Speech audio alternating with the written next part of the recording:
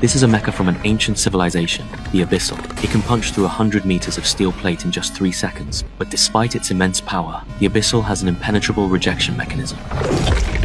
Anyone with Crimson Syndrome who enters it will instantly explode and die. That changed when Subject 4926 stepped inside. For the first time, the Abyssal could actually be controlled, unleashing devastating power. Unfortunately, his body couldn't sustain the endless energy the Abyssal demanded. He was drained dry in moments, ejected from the mecha, and aged rapidly until he was barely clinging to life. It was a failed experiment, but the power Subject 4926 displayed during that brief moment of control only deepened my fascination with the Abyssal. No matter how many sacrifices it takes, even if nobles have to become test subjects, I will push forward with these experiments. Because right now, the Abyssal is our only hope against the Devourers. Ever since the old world collapsed, the surface has been overrun by terrifying creatures called Devourers. They feed on human life essence, possess incredible regeneration and aggression, and nearly drove humanity to extinction. The survivors had no choice but to flee into the beacon, a floating fortress in the sky. To keep the beacon running, we send scavenger squads down to the surface to scavenge for energy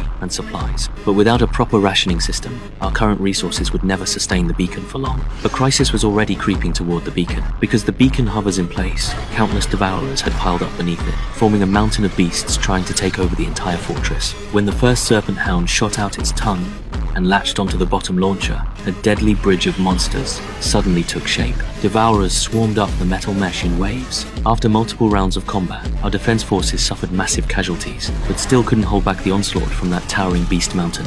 Hilda had no choice but to order a retreat to the upper ring, but the moment she gave the command,